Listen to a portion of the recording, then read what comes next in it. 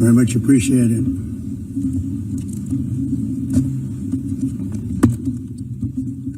And I don't mind making this speech without a teleprompter, because the teleprompter is not working.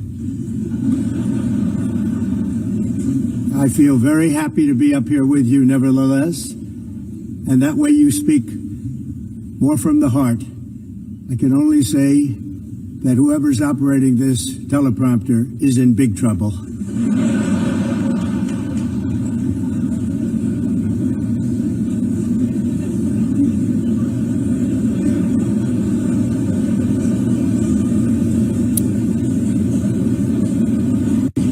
Hello, Madam First Lady.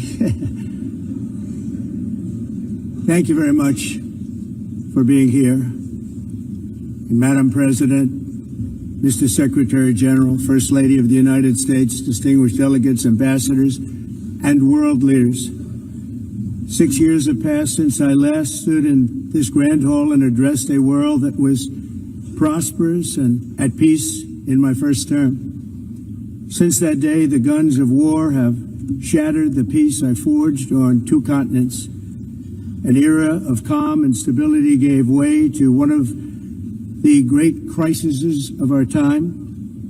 And here in the United States, 4 years of weakness, lawlessness, and radicalism under the last administration delivered our nation into a repeated set of disasters. 1 year ago, our country was in deep trouble, but today, just 8 months into my administration, we are the hottest country anywhere in the world, and there is no other country even close. America is blessed with the strongest economy, the strongest borders, the strongest military, the strongest friendships, and the strongest spirit of any nation on the face of the earth. This is indeed the golden age of America.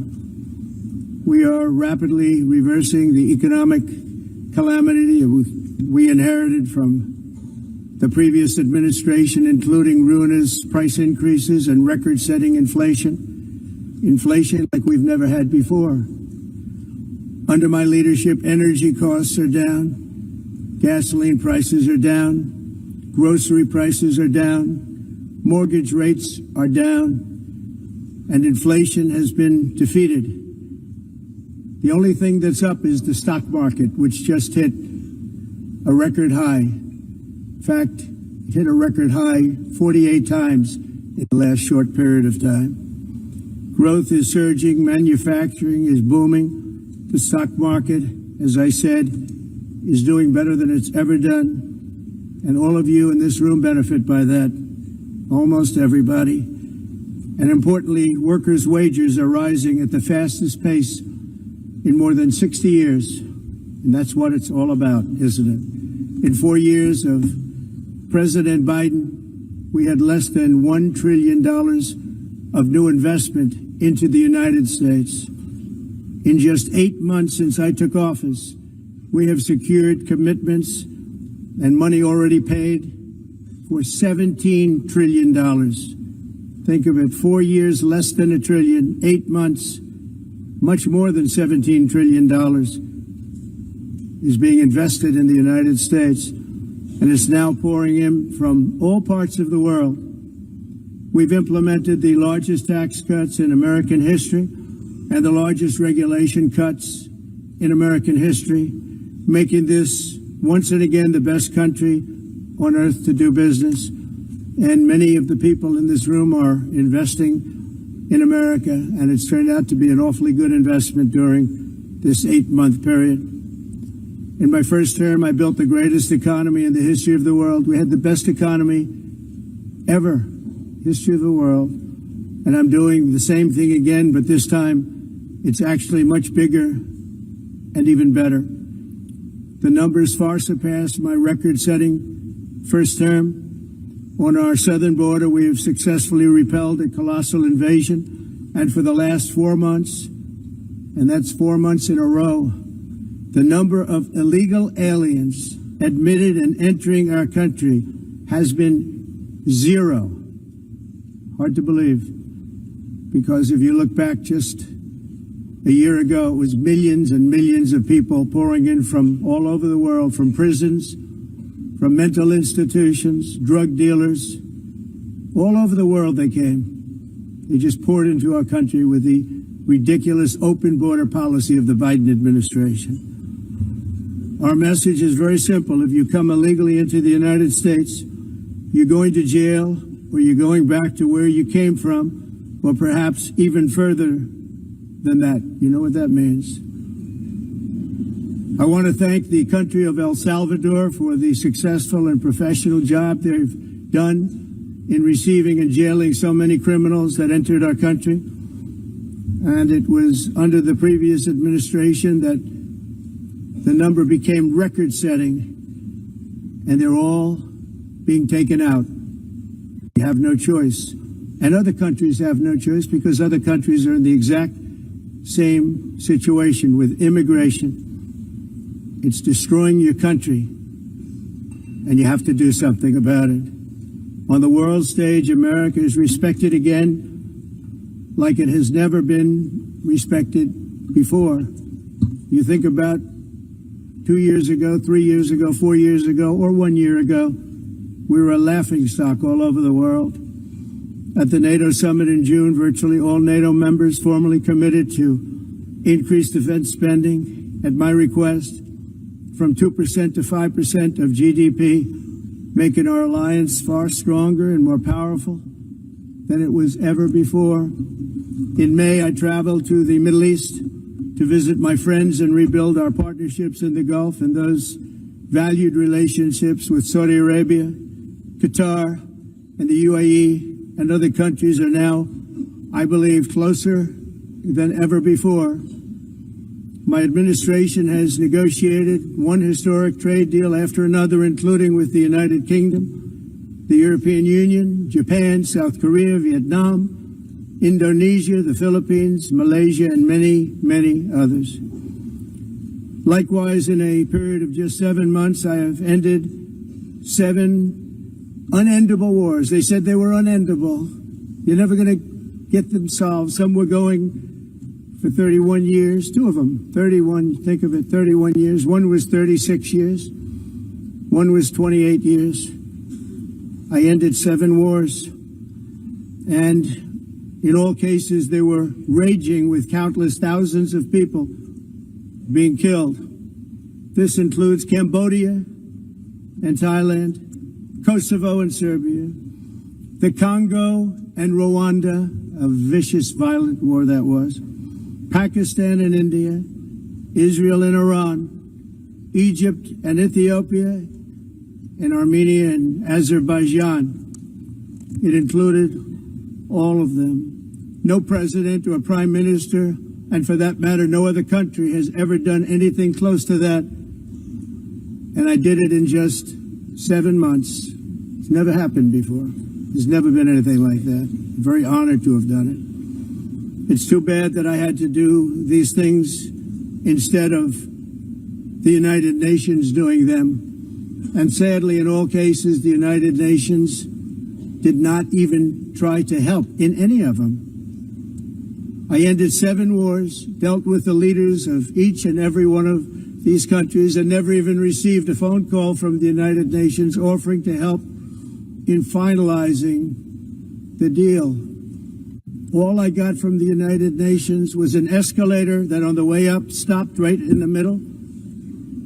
If the First Lady wasn't in great shape, she would have fallen. But she's in great shape. We're both in good shape. We both stood.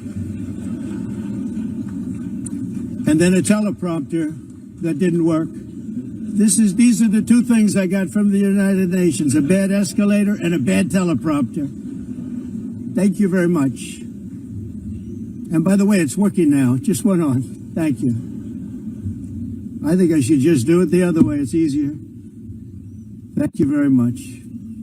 I didn't think of it at the time because I was too busy working to save millions of lives. That is the saving and stopping of these wars. But later I realized that the United Nations wasn't there for us. They weren't there. I thought of it really after the fact, not during these negotiations, which were not easy. That being the case, What is the purpose of the United Nations? The UN has such tremendous potential. I've always said it. It has such tremendous, tremendous potential, but it's not even coming close to living up to that potential. For the most part, at least for now, all they seem to do is write a really strongly worded letter and then never follow that letter up. It's empty words, and empty words don't solve war. The only thing that solves war and wars is action. Now, after ending all of these wars and also earlier negotiating the Abraham Accords, which is a very big thing for which our country received no credit, never receives credit. Everyone says that I should get the Nobel Peace Prize for each one of these achievements. But for me, the real prize will be the sons and daughters who live to grow up with their mothers and fathers, because millions of people are no longer being killed in endless and unglorious wars. What I care about is not winning prizes, it's saving lives. We saved millions and millions of lives with the 7 wars. And we have others that we're working on, and you know that. Many years ago, a very successful real estate developer in New York, known as Donald J. Trump, I bid on the renovation and rebuilding of this very United Nations complex. I remember it so well. I said at the time that I would do it for $500 million, rebuilding everything. It would be beautiful. I used to talk about, I'm going to give you marble floors. They're going to give you terrazzo. I'm going to give you the best of everything. You're going to have mahogany walls. They're going to give you plastic. But they decided to go in another direction, which was much more expensive at the time, and which actually produced a far inferior product. And I realized that they did not know what they were doing when it came to construction, and that their building concepts were so wrong, and the product that they were proposing to build was so bad and so costly. It was going to cost them a fortune. And I said, and wait till you see the overruns. Well, I turned out to be right. They had massive cost overruns and spent between $2 and $4 billion on the building and did not even get the marble floors that I promised them. You walk on terrazzo. Do you notice that? As far as I'm concerned, frankly, looking at the building and getting stuck on the escalator, they still haven't finished the job. They still haven't finished. That was years ago. The project was so corrupt that Congress actually asked me to testify before them on the tremendous waste of money, because it turned out that they had no idea what it was, but they knew it was anywhere between $2 and $4 billion as opposed to $500 million with a guarantee. But they had no idea, and I said it cost much more than $5 billion. Unfortunately, many things in the United Nations are happening just like that, but on an even much bigger scale, much, much bigger. Very sad to see whether the UN can manage to play a productive role. I've come here today to offer the hand of American leadership and friendship to any nation in this assembly that is willing to join us in forging a safer, more prosperous world. And it's a world that we'll be much happier with. A dramatically better future is within our reach. But to get there, we must reject the failed approaches of the past and work together to confront some of the greatest threats in history. There is no more serious danger to our planet today than the most powerful and destructive weapons ever devised by man, of which the United States, as you know, has many. Just as I did in my first term, I've made containing these threats a top priority, starting with the nation of Iran. My position is very simple. The world's #1 sponsor of terror can never be allowed to possess the most dangerous weapon. That's why, shortly after taking office, I sent the so-called Supreme Leader a letter making a generous offer. I extended a pledge of full cooperation in exchange for a suspension of Iran's nuclear program. The regime's answer was to continue their constant threats to their neighbors and U.S. interests throughout the region, and some great countries that are right nearby. Today, many of Iran's former military commanders, in fact, I can say almost all of them, are no longer with us. They're dead. And 3 months ago, in Operation Midnight Hammer, 7 American B-2 bombers dropped the 30,000-pound each bombs on Iran's key nuclear facilities, totally obliterating everything. No other country on earth could have done what we did. No other country has the equipment to do what we did. We have the greatest weapons on earth. We hate to use them. But we did something that for 22 years people wanted to do. With Iran's nuclear enrichment capacity demolished, I immediately brokered an end to the 12-day war, as it's called, between Israel and Iran, with both sides agreeing to fight no longer. As everyone knows, I have also been deeply engaged in seeking a ceasefire in Gaza. Have to get that done. Have to get it done. Unfortunately, Hamas has repeatedly rejected reasonable offers to make peace. We can't forget October 7th, can we? Now, as if to encourage continued conflict, some of this body is seeking to unilaterally recognize a Palestinian state. The rewards would be too great for Hamas terrorists for their atrocities. This would be a reward for these horrible atrocities, including October 7th, even while they refuse to release the hostages or accept a ceasefire.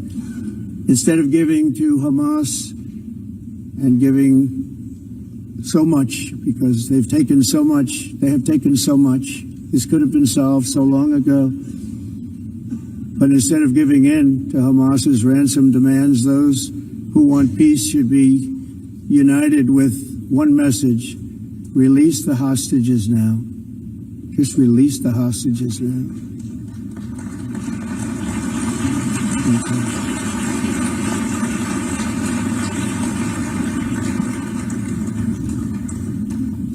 Thank you.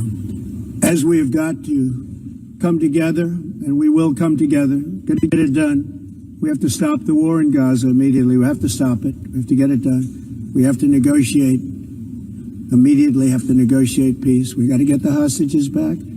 We want all 20 back. We don't want 2 and 4. As you know, I got, along with Steve Witkoff and others that helped us, Marco Rubio, we got most of them back. We were involved in all of them.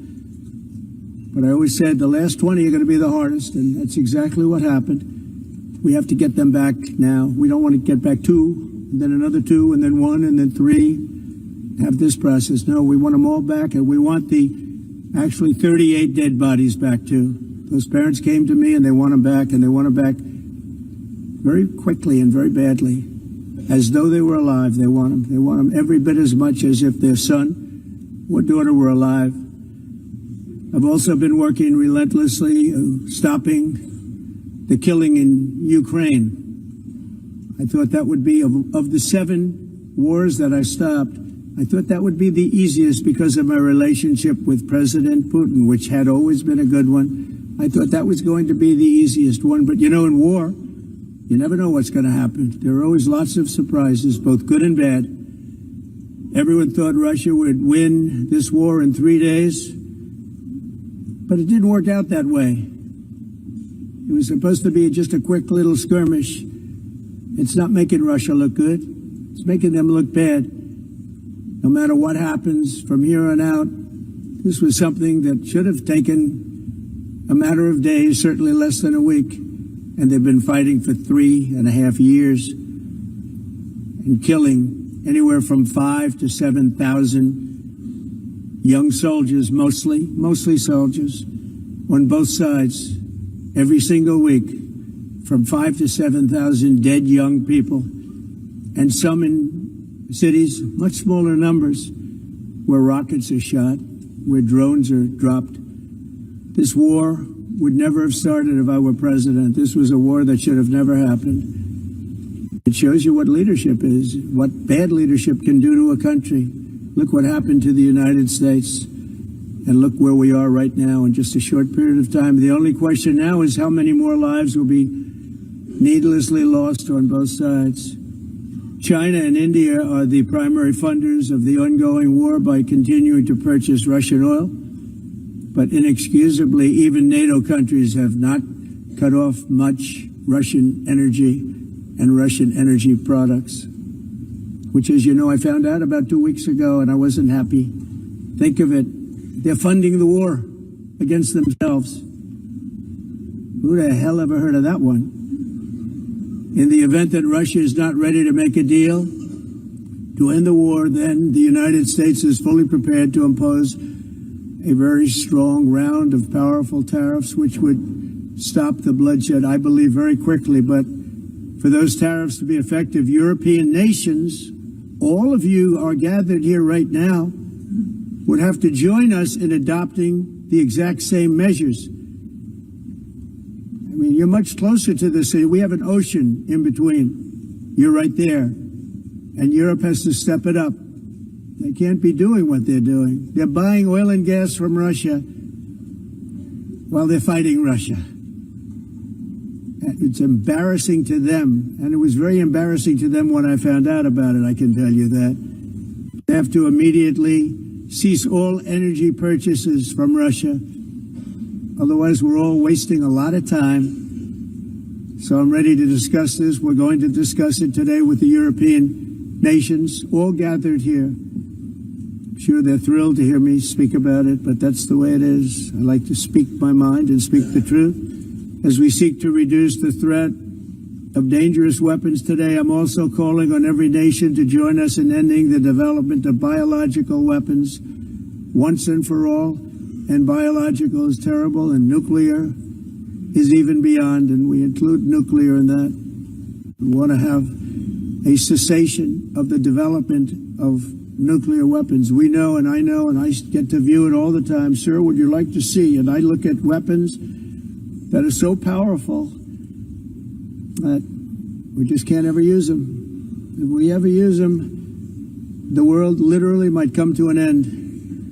There would be no United Nations to be talking about. There would be no nothing. Just a few years ago, reckless experiments overseas gave us a devastating global pandemic.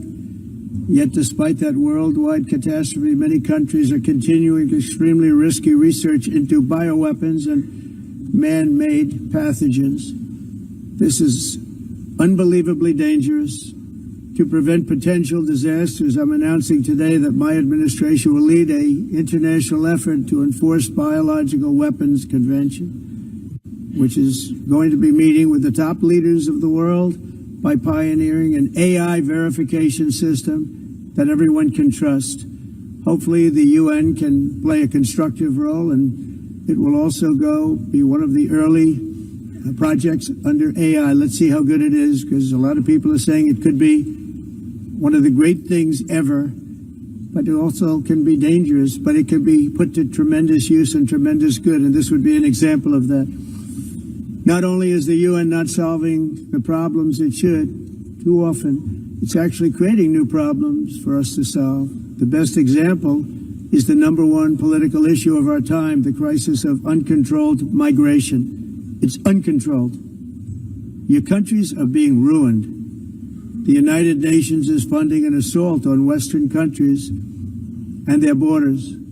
In 2024, the UN budgeted $372 million in cash assistance to support an estimated 624,000 migrants journeying into the United States.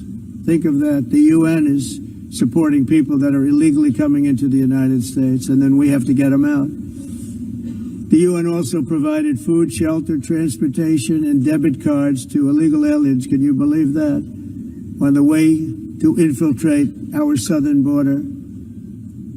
Millions of people came through that southern border.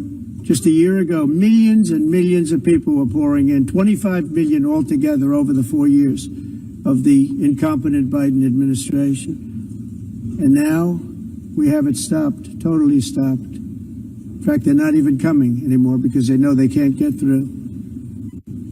But what took place is totally unacceptable. The UN is supposed to stop invasions, not create them and not finance them. In the United States, we reject the idea that mass numbers of people from foreign lands can be permitted to travel halfway around the world, trample our borders, violate our sovereignty, cause unmitigated crime, and deplete our social safety net.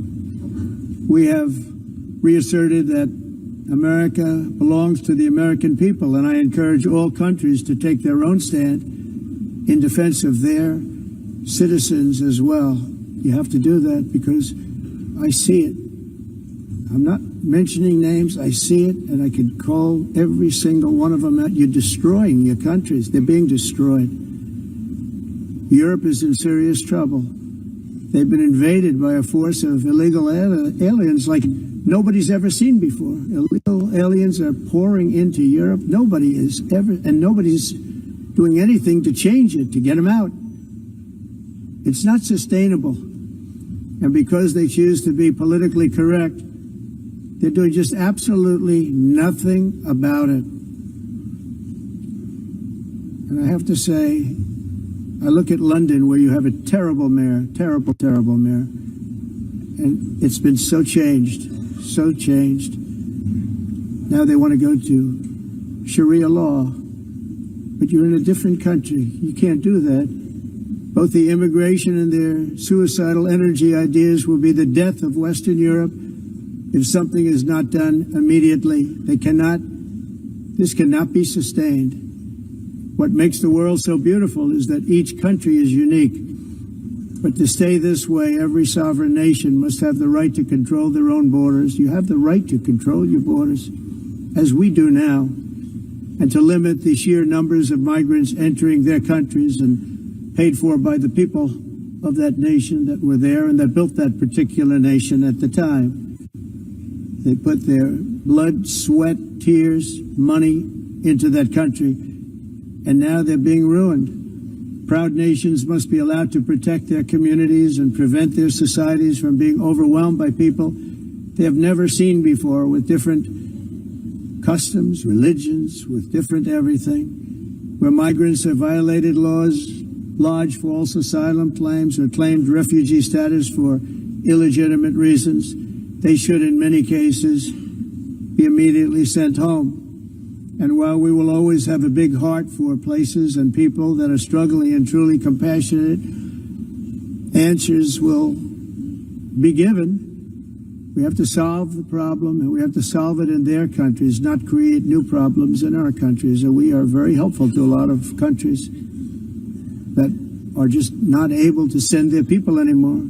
They used to send them to us in caravans of 25, 30,000 people each.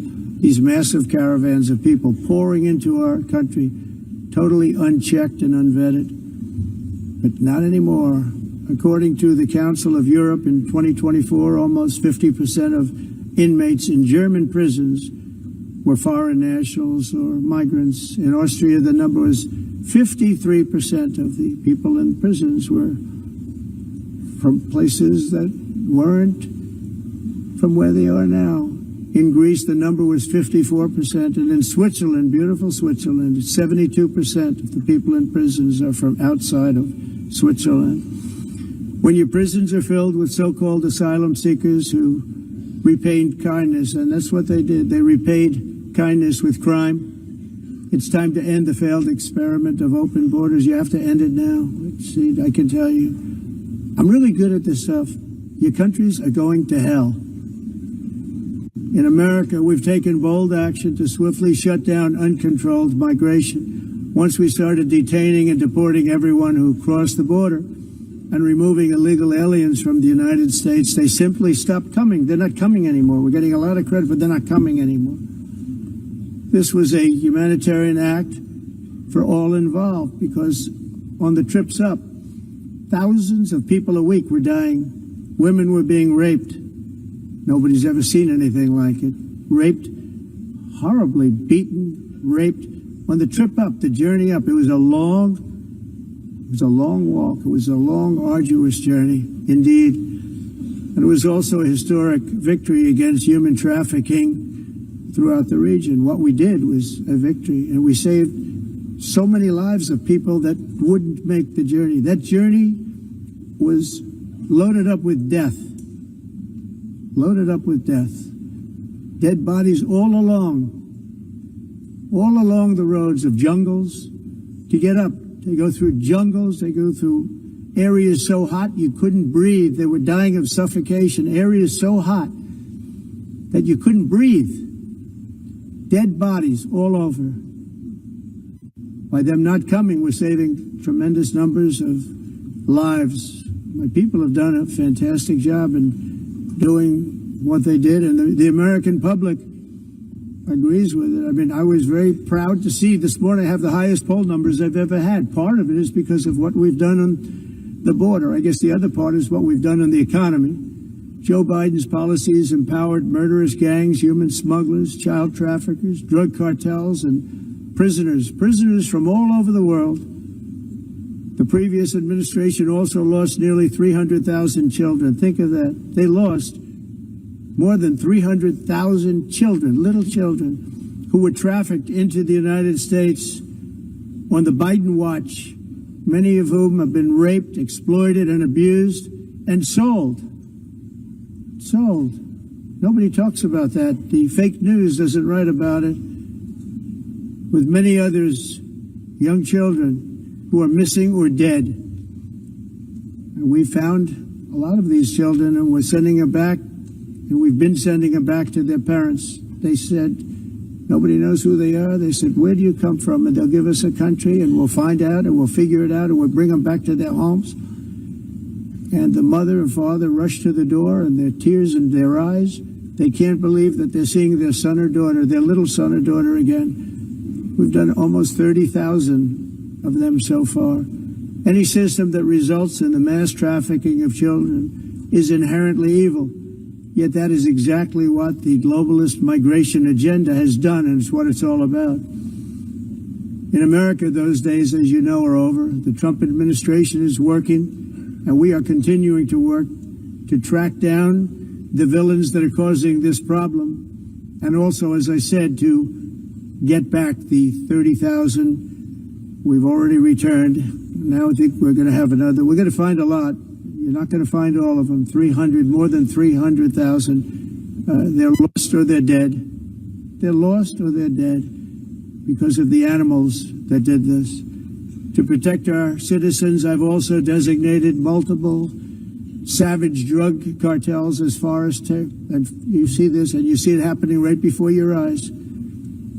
Let's put it this way. People don't like taking big loads of drugs in boats anymore. There aren't too many boats that are traveling on the seas by Venezuela. They tend not to want to travel very quickly anymore. And we've virtually stopped drugs coming into our country by sea. We call them the water drugs. They kill hundreds of thousands of people.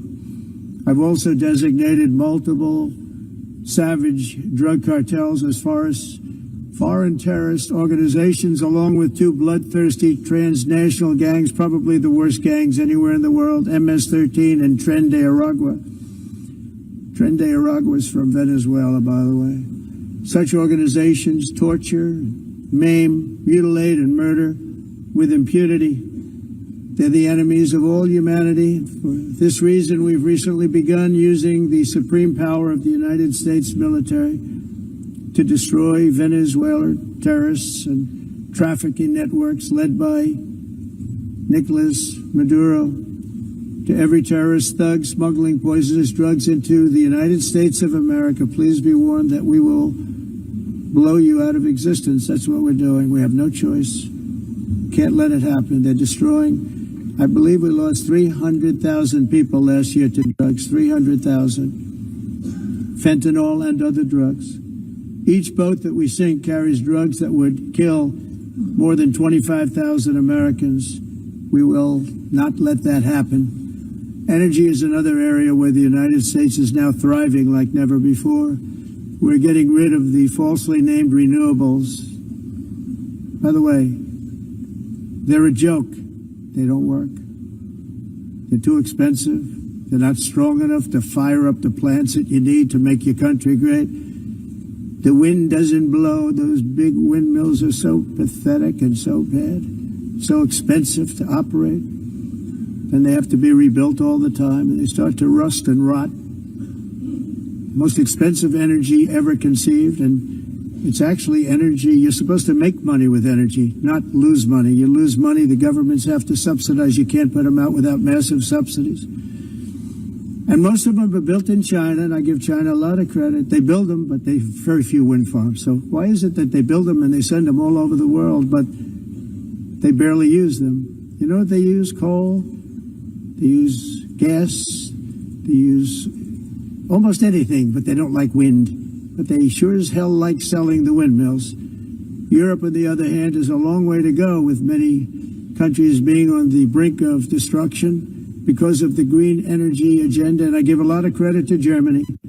Germany was being led down a very sick path, both on immigration, by the way, and on energy. They were going green, and they were going bankrupt. And the new leadership came in, and they went back to where they were, with fossil fuel and with nuclear, which is good. It's now safe. You can do it properly. But they went back to where they were, and they opened up a lot of different plants, energy producing plants, and they're doing well. I give Germany a lot of credit for that. They've said this is a disaster, what's happening. They were going all green. All green is all bankrupt. That's what it represents. And it's not politically correct. I'll be very badly criticized for saying it, but I'm here to tell the truth. I don't care. It doesn't matter to me. I'm in New York City. I'm feeling a lot safer. Crime, we're getting crime down. And by the way, speaking of crime, Washington, D.C. Washington, D.C. was the crime capital of America. Now it's after 12 days, it's a totally safe city. Everyone's going out to dinner. They're going out to restaurants. Your wife can walk down the middle of the street with or without you. Nothing's going to happen.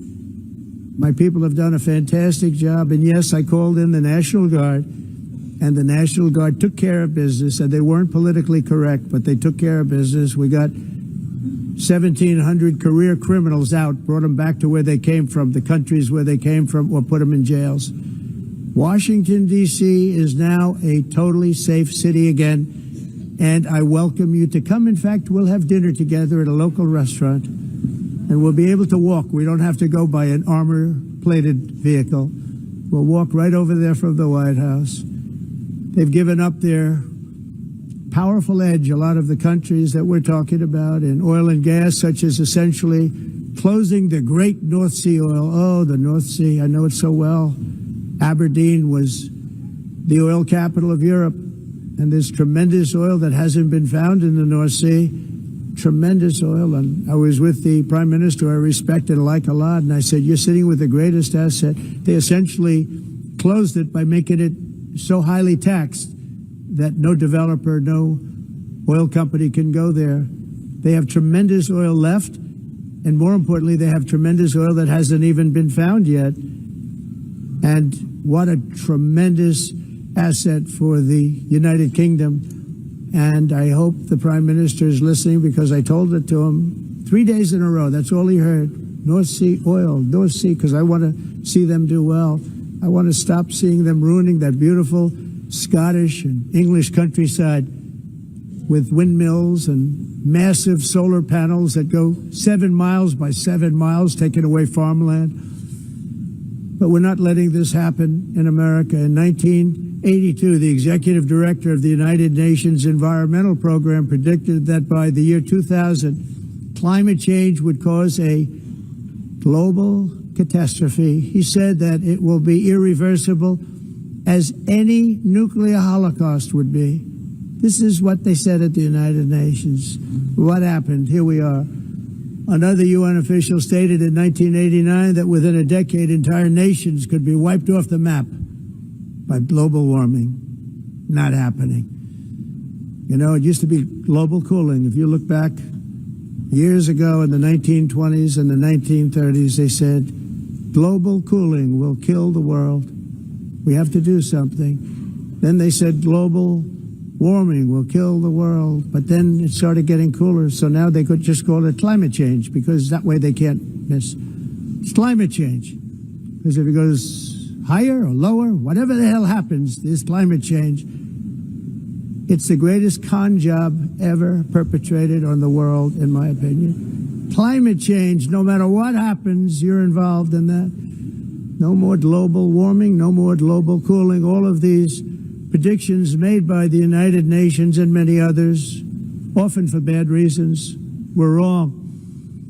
They were made by stupid people that have cost their countries fortunes and given those same countries no chance for success. If you don't get away from this green scam, your country is going to fail. And I'm really good at predicting things, you know. They actually said during the campaign they had a hat, the best-selling hat. Trump was right about everything. And I don't say that in a braggadocious way, but it's true. I've been right about everything. And I'm telling you that if you don't get away from the green energy scam, your country is going to fail. And if you don't stop people that you've never seen before, that you have nothing in common with, your country is going to fail.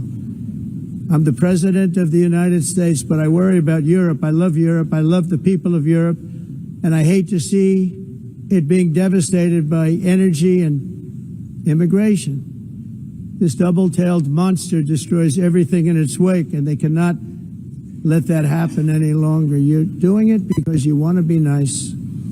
You want to be politically correct, and you're destroying your heritage. They must take control strongly and immediately of the unmitigated immigration disaster and the fake energy catastrophe before it's too late. The carbon footprint is a hoax made up by people with evil intentions, and they're heading down a path of total destruction. You know, the carbon footprint was a big, big thing a few years ago. I remember hearing about the carbon footprint, and then President Obama would get into Air Force One, a massive Boeing 747, and not a new one, an old one with old engines that spew everything into the atmosphere. He'd talk about the carbon footprint, we must do so. Then he'd get in and he'd fly from Washington to Hawaii to play a round of golf. And then he'd get back onto that big, beautiful plane, and it'd fly back, and it'd talk about, again, global warming and the carbon footprint. It's a con job. At extreme cost and expense, Europe reduced its own carbon footprint by 37%. Think of that. Congratulations, Europe. Great job. You cost yourself a lot of jobs, a lot of factories closed, but you reduced the carbon footprint by 37%. However, for all of that sacrifice and much more, it's been totally wiped out, and then some, by a global increase of 54%. Much of it coming from China and other countries that are thriving around China, which now produces more CO2 than all the other developed nations in the world. So all of these countries are working so hard on the carbon footprint, which is nonsense, by the way. It's nonsense. You know, it's interesting. In the United States, we have still radicalized environmentalists, and they want the factories to stop. Everything should stop. No more cows. We don't want cows anymore. I guess they want to kill all the cows. They want to do things that are just unbelievable, and you have it too. But, you know, we have a border, strong, and we have a shape. And that shape doesn't just go straight up. That shape is amorphous when it comes to the atmosphere.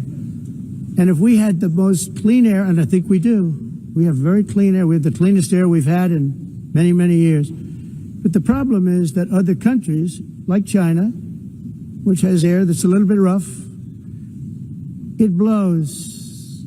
And no matter what you're doing down here, the air up here tends to get very dirty because it comes in from other countries where their air isn't so clean. And the environmentalists refuse to acknowledge that. Same thing with garbage. In Asia, they dump much of their garbage right into the ocean. And over about a 1 week and 2 week journey, it flows right past Los Angeles. You've seen it. Massive amounts of garbage, almost too much to do anything about. Flowing past Los Angeles, past San Francisco, and then somebody will get in trouble because he dropped a cigarette on the beach. The whole thing is crazy.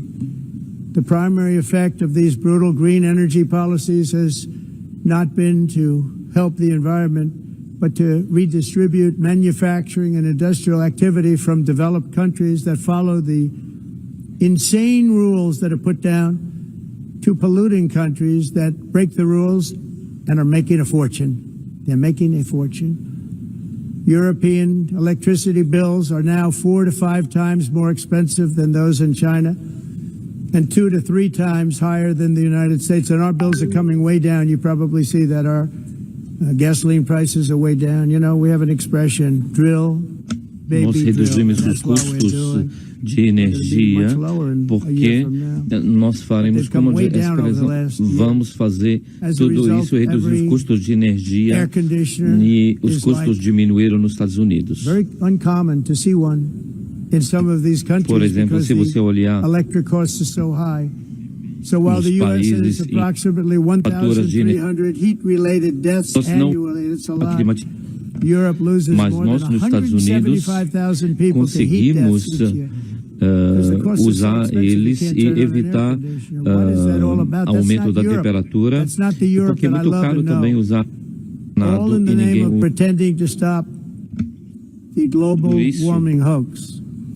The entire globalist concept of asking successful industrialized nations to inflict pain on themselves and radically disrupt their entire societies must be rejected completely and totally, and it must be immediate. That's why in America I withdrew from the fake Paris Climate Accord, where, by the way, America was paying so much more than every country. Others weren't paying. China didn't have to pay until 2030. Russia was given an old standard that was easy to meet, a 1990 standard. But for the United States, we're supposed to pay like $1 trillion.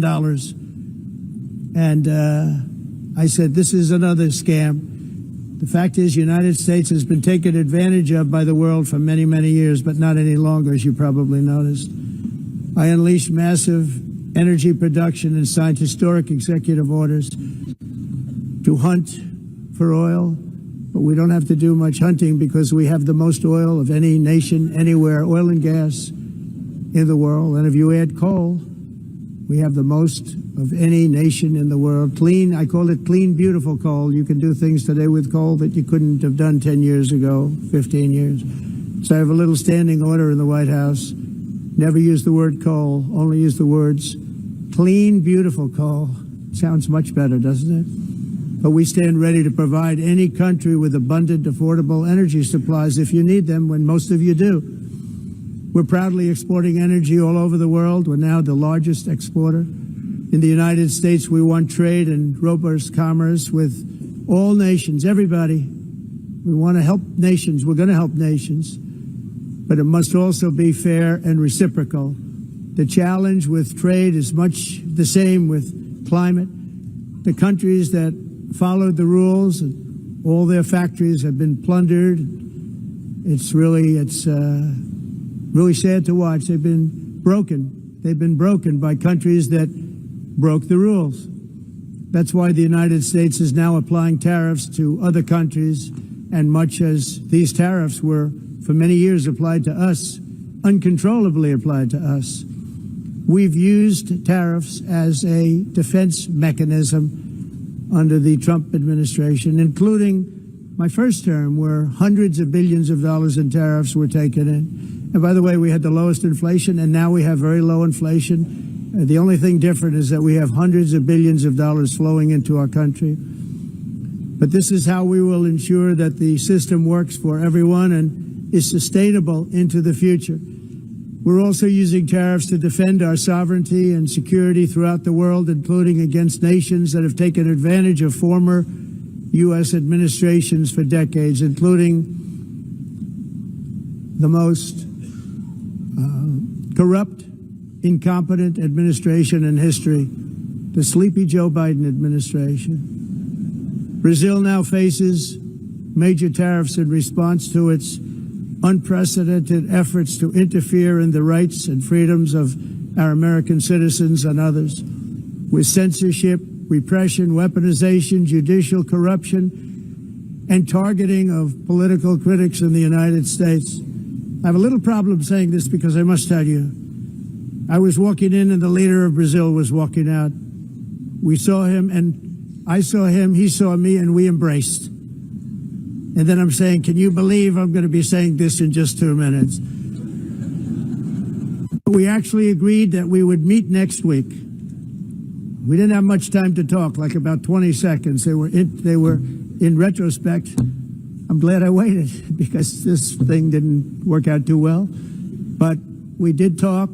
We had a good talk, and we agreed to meet next week, if that's of interest. But he seemed like a very nice man, actually. He liked me, I liked him. But if you, and I only do business with people I like. When I don't like them, I don't like them. But we had, at least for about 39 seconds, we had excellent chemistry. It's a good sign. But also in the past, Brazil, can you believe this, unfairly tariffed our nation, but now because of our tariffs, we are hitting them back, and we're hitting them back very hard. As president, I will always defend our national sovereignty and the rights of American citizens. So I'm very sorry to say this, that Brazil is doing poorly and will continue to do poorly. They can only do well when they're working with us. Without us, they will fail, just as others have failed. It's true. Next year, the United States will celebrate the 250th anniversary of our glorious independence, a testament to enduring power and American freedom and spirit. We will also be proudly hosting the 2026 FIFA World Cup, and shortly thereafter, the 2028 Olympics, which is going to be very exciting. I hope you all come. I hope that countless people from all over the globe will take part of these will be great celebrations of liberty and human achievement, and that together we all can rejoice in the miracles of history that began in July 4th, 1776, when we founded the light to all nations. And it's something really that an amazing thing came out of that date. It's called the United States of America.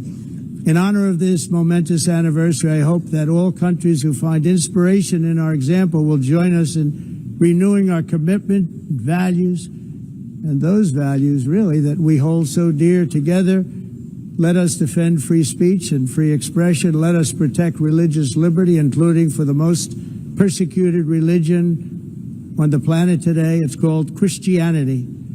And let us safeguard our sovereignty and cherish qualities that have made each of our nations so special, incredible, and extraordinary. In closing, I just want to repeat that immigration and the high cost of so-called green renewable energy is destroying a large part of the free world and a large part of our planet. Countries that cherish freedom are fading fast because of their policies on these two subjects. You need strong borders and traditional energy sources if you are going to be great again.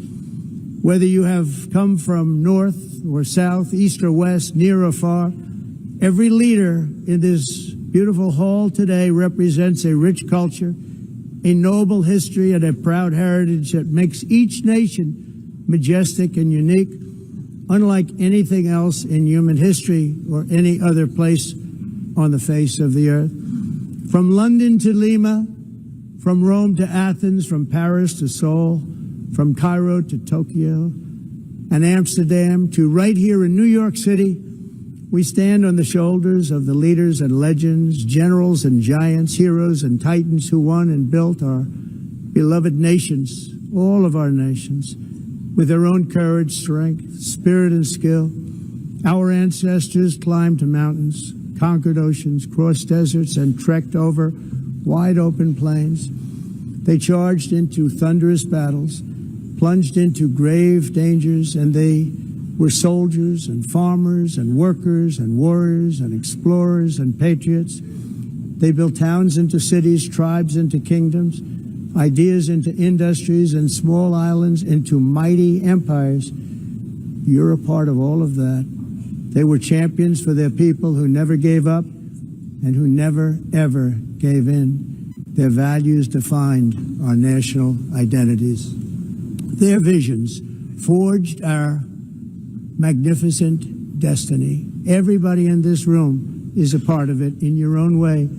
Each of us inherits the deeds and the myths the triumphs, the legacies of our own heroes and founders who so bravely showed us the way.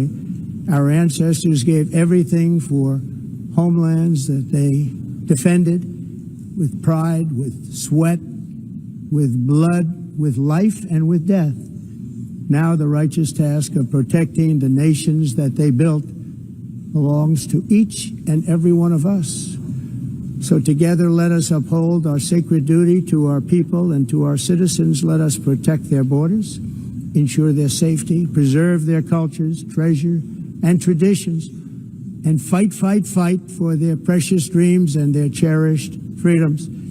And in friendship and really a beautiful vision, let us all work together to build a bright, beautiful planet, a planet that we all share, a planet of peace and a world that is richer, better, and more beautiful than ever before. That can happen. It will happen. It will happen, and I hope it can happen and start right now, right at this moment. We'll turn it around. We're going to make our countries better, safer, more beautiful. We're going to take care of our people. Thank you very much. It's been an honor. God bless the nations of the world. Thank you very much. Bye.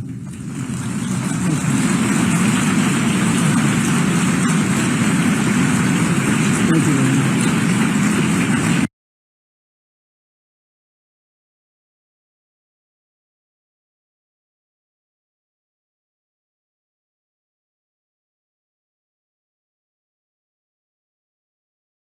അമ്മേ എന്റെ ചരങ്ക് കണ്ടോ? ഞാൻ കണ്ടില്ല, അവളോട് കാണാം.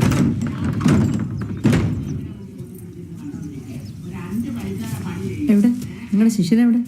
അവൻ ഗുസ്തി മതിയാക്കി. ആ അതേതായാലും നന്നായി. കുറച്ച് അടങ്ങി ഒതുങ്ങി ഇരിക്കുമല്ലോ. എടീ നീ ചുമ്മാ എന്നെ ചൊറിയാൻ വന്നേക്കരുത്, ഞാൻ പറഞ്ഞേക്കാം. ഇപ്പൊ ഞാൻ പറയുന്നതാണോ കുഴപ്പം? നാട്ടുകാർ മുഴുവൻ പറയുന്നുണ്ടല്ലോ. എന്റെ പിള്ളേര് വരെ വീട്ടിലുള്ളവരെ നന്നാക്കാൻ